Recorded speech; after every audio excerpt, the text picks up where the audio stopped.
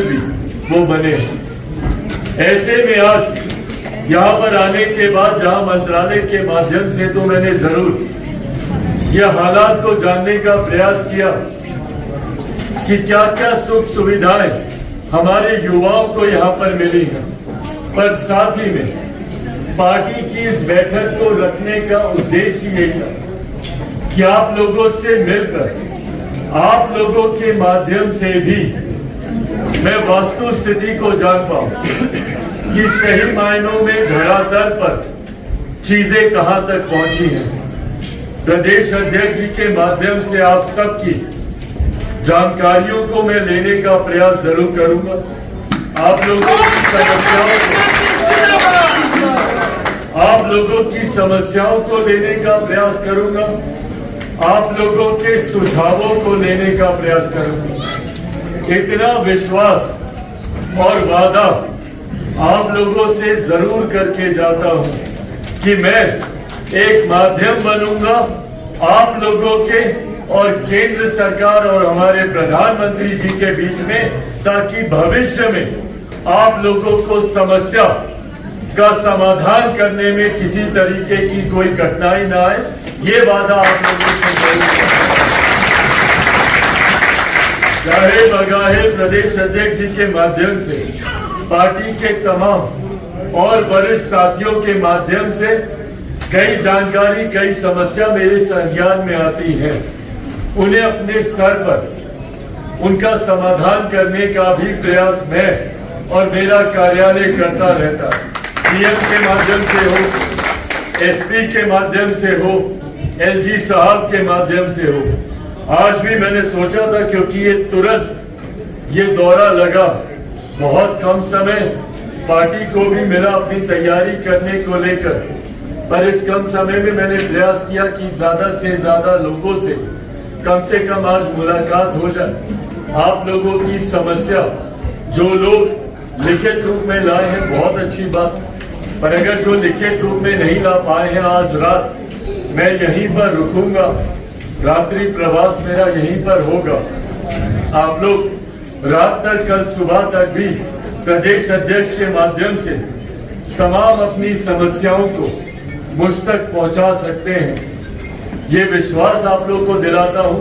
समय अगर ज्यादा होता तो हम सब लोग अधिकांश या एक प्रतिनिधि मंडल हम लोग जाकर एलजी साहब से भी हम लोग मुलाकात करते, पर क्योंकि समय कम है और आज संभवतः एलजी साहब यहाँ पर हैं भी नहीं, जो जानकारी उनके कार्यालय से मिली है शायद वो काशी बनारस गए हैं, पर आने वाले दिनों में मेरा पुनः एक और विजिट यहाँ पर होगा और उस समय में भी आप लोगों की समस्या, भले वो इंफ्रास्ट्रक्चर से जुड़ी हो, छोटी छोटी समस्याएं, बिजली के बिल को लेकर, आप लोगों की कंप्लेंट्स को लेकर, या इंफ्रास्ट्रक्चर से सड़क के निर्माण या विभिन्न तरीके की और इंफ्रास्ट्रक्चरल डेवलपमेंट्स को लेकर आप लोगों की जो भी समस्या होगी, उनको एलजी साहब के माध्यम से हो या फिर केंद्र सरकार के माध्यम से हो, उसको जरूर पूरा करने का काम आप लोगों की पार्टी के द्वारा, लोक जनशक्ति पार्टी रामविलास के द्वारा किया जाएगा। ये भी वादा आप लोगों से, और आने वाले दिनों में अगला विजिट जब होगा उसमें जरूर एलजी साहब से भी हम लोग मुलाकात कर आप लोगों की समस्या को उनके समक्ष भी रखने का काम करेंगे। इस दौरान मेरा कार्यालय, ये पुनः आप लोगों को विश्वास दिलाना चाहता हूं कि मेरा कार्यालय 24 घंटा आप लोगों के लिए उपलब्ध है। अगर कहीं से पीएम से जुड़ी हुई, एसपी से जुड़ी हुई, स्थानीय प्रशासन से जुड़ी हुई आप लोगों की सुख सुविधा को लेकर हो या सुरक्षा को लेकर हो, किसी भी तरीके की कोई भी समस्या जो मेरे या मेरे कार्यालय के संज्ञान में आएगी या आती है, उसका उचित समाधान करने के लिए मेरे द्वारा कार्यालय को ऑलरेडी निर्देशित किया जा चुका है। भविष्य में भी अगर ऐसी कोई भी समस्या मेरे संज्ञान में आती है उसको भी समाधान करने के लिए मैं और मेरा कार्यालय पूरी तरीके से समर्पण भाव से काम करेगा। ये विश्वास भी आप लोगों को दिलाता हूं। आने वाले दिनों में अपेक्षा ये जरूर रखूंगा कि पार्टी अपने संगठन का विस्तार करे।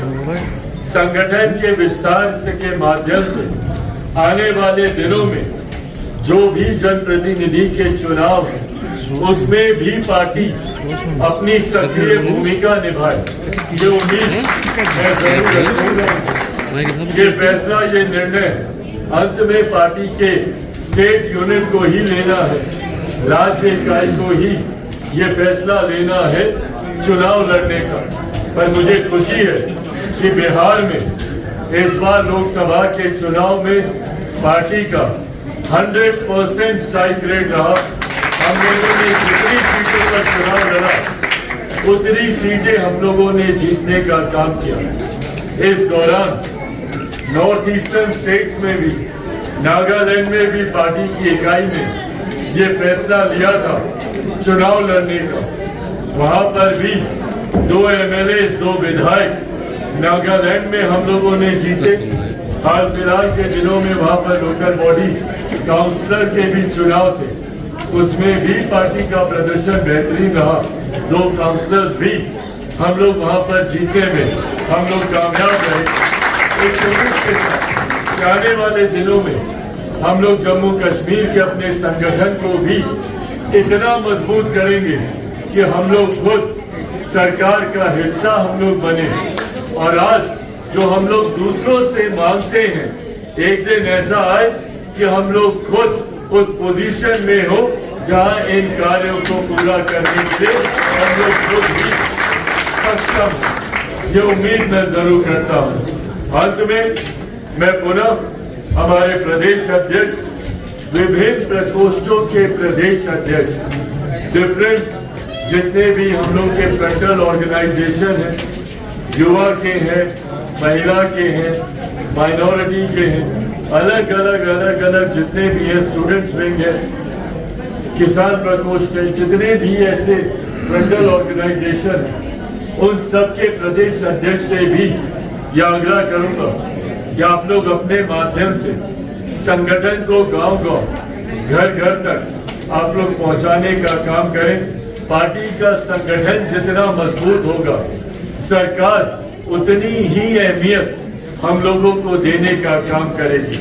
और हमारे नेता, मेरे पिता आदरणीय रामविलास पासवान जी का विशेष ध्यान जम्मू कश्मीर पे हमेशा से रहा। उनका विशेष लगाव यहाँ से रहा। विभिन्न मंत्रालयों के माध्यम से उन्होंने हमेशा ये प्रयास किया कि कैसे ज्यादा से ज्यादा सुविधाएं